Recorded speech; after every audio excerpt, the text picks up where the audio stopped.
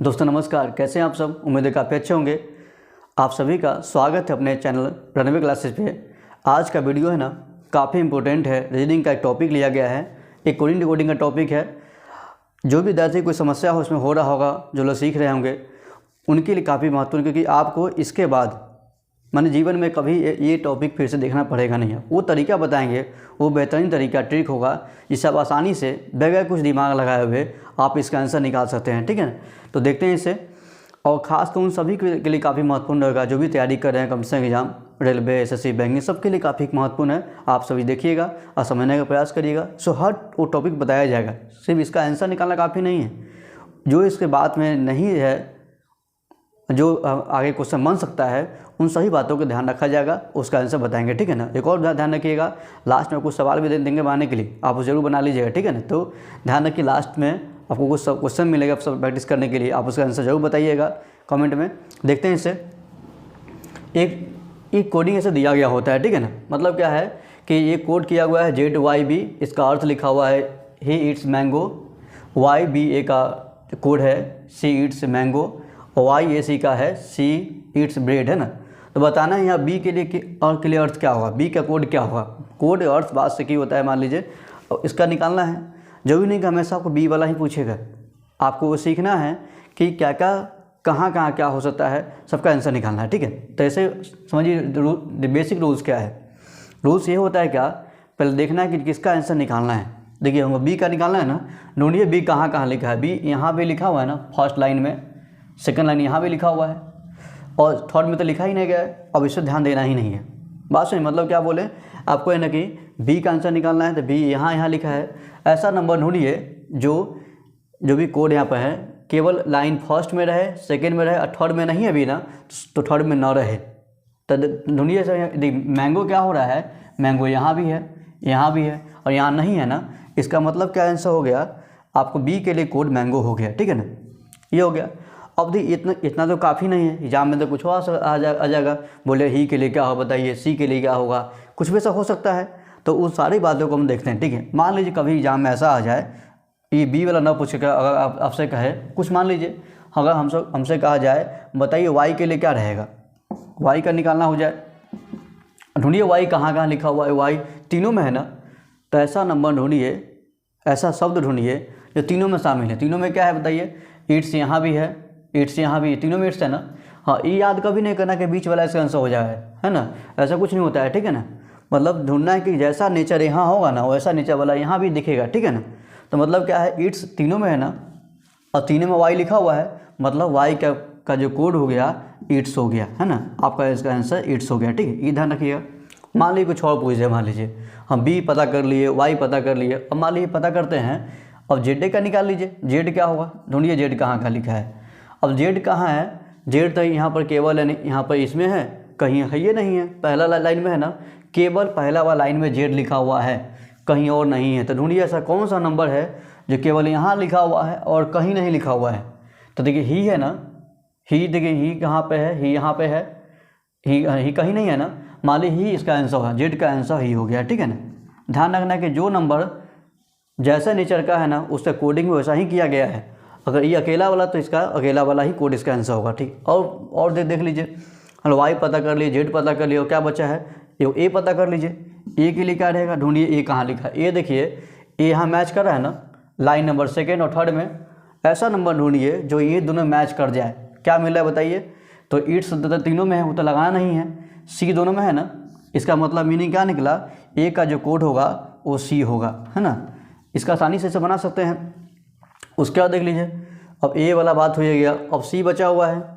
अब C क्या पता कैसे कोड क्या करेंगे। देखिए C, देखिए लाइन नंबर थर्ड में अकेला है ना, ढूंढिए ऐसा कौन सा नंबर लाइन थर्ड में अकेला है। C तो मिल ही रहा है, ईट्स मिल ही रहा है, ब्रेड अकेला है ना। ध्यान रखिए इसका आंसर ब्रेड होगा। आप देखे होंगे यहाँ पर क्या आसानी से हम सबका कोड पता कर सकते हैं, किसी का भी कोड पता कर सकते हैं आसानी से। आप इसके रूल्स ध्यान रखना है, क्या जिस नेचर का इधर होगा ना, वैसा ही इसका नेचर यहाँ दिखाई देगा। मतलब यहाँ मैच करने वाला तो मैच करने वाला लगाना है, अकेला तो अकेला लगाना है। याद नहीं करना है कि हाँ मिलने वाला आंसर होता है, ऐसा कुछ नहीं। आप जो इससे पहले सीखे होंगे, थोड़ा और तो इसमें थोड़ा बदलाव लाइए। सोचिए कि जैसा जो होगा वैसा ही इसका कोड भी ऐसा आंसर होता है। ठीक है ना। कुछ और एग्जाम्पल ले लेते हैं क्योंकि इतना काफ़ी तो है नहीं, एक और बना कर देखते हैं। कुछ सवाल लिखते हैं यहाँ पर, इसके बाद देखिएगा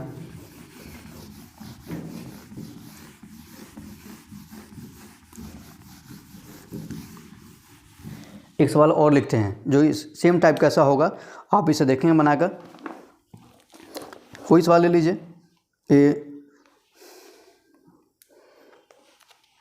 इसे लिखते हैं 2 5 6 का लिखा हुआ कोड किया हुआ है, रेड कलर चौक,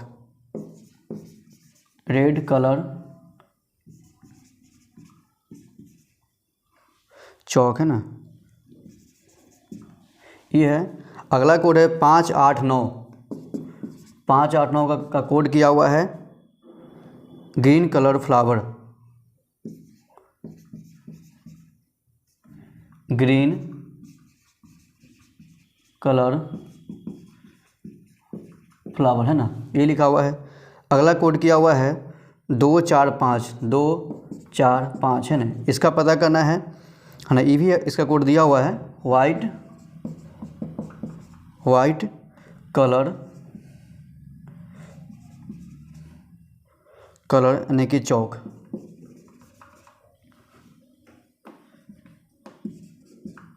ये दिया हुआ है, तो बताना है वाइट के लिए क्या होगा। ये वाइट के लिए क्या होगा, ऑप्शन दिया हुआ है, ऑप्शन दिया है, एक ऑप्शन दिया है यहाँ पर लिख लेते हैं, 5 है, 4 है, 2 है, और लिखा है ज्ञात नहीं किसी भी ऑप्शन दिया हुआ है, ज्ञात नहीं किया जा सकता।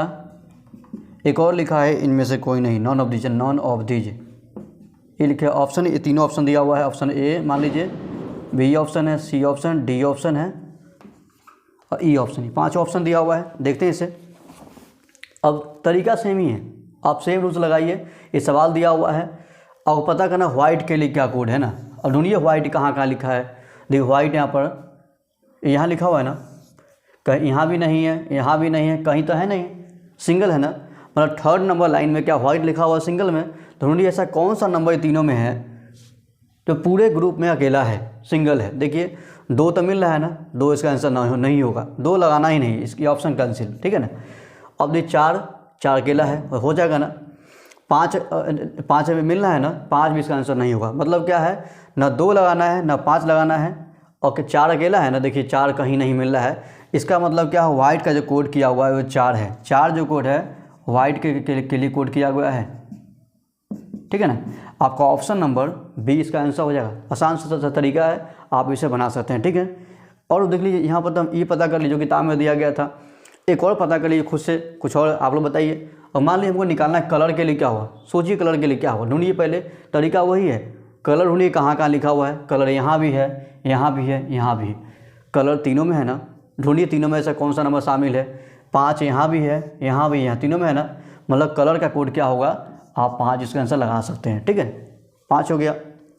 और मान लीजिए हमको पता करना है रेड के लिए क्या हुआ। अब ढूंढिए रेड कहाँ लिखा हुआ है। रेड यहाँ लिखा हुआ है, यहाँ नहीं है, यहाँ नहीं है, सिंगल है रेड ना। ढूंढिए ऐसा तीनों में से 2 5 6 में से अकेला कौन है। देखिए 5 तो अकेला नहीं है, पहले मिला चुके हैं। 6 भी अकेला है, और 2 तो मिल रहा है ना, 2 भी इसका आंसर ना होगा, ठीक है। तो मतलब क्या होगा, ना 2 होगा ना 5 होगा, तो मतलब क्या होगा, 6 होगा ना। रेड का कोड हो गया 6। बोलेंगे आपको इसके बाद कोई वीडियो देखना जरूरत पड़ेगा नहीं, तरीका बता रहे हैं, बेहतरीन तरीका है आपको। इससे क्या होगा, आप आसानी से इसका आंसर लगा सकते हैं। मतलब क्या है ये। और ढूंढ लीजिए मतलब क्या है, और हम निकालते हैं ग्रीन के लिए क्या हुआ। ढूंढिए ग्रीन कहाँ लिखा हुआ। ग्रीन तो यहाँ भी नहीं है, केवल यहाँ लिखा हुआ है, यहाँ भी नहीं। ग्रीन भी अकेला है ना। ढूंढिए तीनों में से अकेला कौन है। ध्यान रखिए जो वर्ड जहाँ है ना उसी लाइन में इसका आंसर होगा, ठीक है ना। अलग कहीं नहीं ढूंढना है ना। तो ग्रीन यहाँ पे है, सामने में से देखिए 5 तो मिला चुके हैं, नहीं हो आंसर होगा। उसके बाद देखिए 8 अकेला है, 8 अकेला ऐसा हो सकता है, और 9 भी अकेला है। हाँ अब देखिए मतलब क्या है, ये ग्रीन के लिए 2 आंसर आ रहा है। ग्रीन के देखिए 8 भी अकेला पड़ रहा है और 9 भी अकेला पड़ रहा है। तो इसका आंसर क्या, इसका 2 आंसर तो होगा नहीं, कोई एक ही आंसर होगा। आप इसके ग्रीन का आंसर लगा सकते हैं। ऐसे कर लीजिए, ग्रीन के लिए क्या कोड होगा, आप यहाँ लिख लेते हैं ग्रीन, GREEN। ग्रीन का लिखा हुआ कोड क्या होगा, 8 भी हो सकता है या 9 भी हो सकता है, ये भी सही आंसर, ठीक है ना। 8 हो अथवा 9, ये अगर ऑप्शन में ये भी लगा दीजिए, 9 ये भी चलेगा, या 8 ऐसा वाला और लगाइए इंग्लिश वाला 9 ये भी चलेगा। ये ऑप्शन नहीं दिया है ना, ये ऑप्शन नहीं दिया है, आप क्या करिएगा, ये आंसर लगा सकते हैं, ज्ञात नहीं किया जा सकता, ज्ञात नहीं किया जा सकता। लेकिन कभी भी गलती से 8 आंसर नहीं लगाइएगा ना 9 आंसर लगाइएगा, ठीक है ना। कन्फर्म लिखना गलती है, वो भी लिख लीजिए क्या क्या आंसर ना होगा, सारा सही आंसर लिखा है, ठीक है। जो भी ऑप्शन मैच करता है आप लगा सकते हैं, लेकिन गलती से भी कभी ऐसा आंसर ना लगाइएगा। और लिखा देते हैं ग्रीन का आंसर कभी नहीं सही ना लगाइएगा, ध्यान रखिएगा। 8 लिख दिए तो भी गलती है, 9 लिख दिए तो भी गलती है, 8 और 9 लगा दिए ना, दोनों से लगा दिए तो भी ऑप्शन गलती है ना। ये आंसर कभी नहीं लगाइएगा, आपको इससे कन्फ्यूजन बढ़ा सकता है, ठीक है ना। ऑप्शन में रहे तो इसे छांट दीजिए, इस आंसर कभी ना होगा, ठीक है। 8 तथा 9 लिखा रहेगा तो भी गलती है, 8 और 9 लिखा रहेगा, एंड लगा देगा मान लीजिए तो भी गलती है। ऐसा आंसर कभी नहीं लगाना है, ठीक है ना। ये इसका ग्रीन का कोड कभी नहीं हो सकता है, ठीक है ना। ऐसा आंसर कभी लगाना नहीं है, है ना। तो समझ गए होंगे यहाँ पर क्या है कि जब कन्फर्म एक आंसर आए तो कन्फर्म लगा दीजिए, थोड़ा क्वेश्चन में समस्या बढ़ाएगा यानी थोड़ा हार्ड करेगा तो डबल आंसर आने लगेगा। डबल वाला में क्या बताया ही है, या में आंसर लगा सकते हैं, मानी कोई एक ही होगा, ठीक है ना। 8 होगा या 9 होगा, दोनों आंसर कभी नहीं हो सकता है, ठीक है, ये ध्यान रखिएगा। उसके बाद नहीं अथवा वाला हो सकता है, लेकिन कभी भी आप यहाँ पर कन्फर्म 8 का आंसर कभी नहीं लगाएंगे, 9 में आंसर कभी लगाना है नहीं, ठीक है। ये आसान सा तरीका है, आप इसे बना सकते हैं। मतलब बोले कि काफ़ी बोले कि आसान तरीका है, आपको सिर्फ समझना है क्या कैसे दिया हुआ है, उसका सेम से यानी कि नेचर वाला सेम यानी कि तरीका वाला कौन सा कोड लिखा हुआ है इसका आंसर लगा सकते हैं, ठीक है। ये हो गया। आप सभी को ये वीडियो अच्छा लगे और इससे कोई डाउट वाले बात तो है नहीं, आप सभी क्या करिएगा, अब इसे बना लीजिए। जो किताब जो भी है आपके पास, जो भी माध्यम बनता है, आप कोई भी किताब लेकर यानी कि इसे बना लेंगे, ठीक है। कुछ सवाल आपको यहाँ पर ये शेयर कर दे रहे हैं हम, यहाँ पे इससे कुछ सवाल है, आप इसे देख लीजिएगा। उसके बाद क्या होगा कि आप प्रैक्टिस कर लेंगे, आप इसका आंसर कमेंट में लिख सकते हैं, आप बना के बताइएगा कि इसका आंसर क्या होगा, ठीक है। आप सब क्वेश्चन देख लीजिएगा और इसे बनाएंगे, ठीक है ना। तो आप सभी को वीडियो हमारा कैसा लगा, अच्छा लगे लाइक करिए, शेयर करिए, सब्सक्राइब कर दीजिए ताकि हमारा वीडियो आप सभी तक पहले पहुंचेगा, आप इसे देख पाएंगे, ठीक है ना। तो आप सही से प्रैक्टिस करिए और मिलते हैं किस नए वीडियो में कुछ नया टॉपिक लेकर।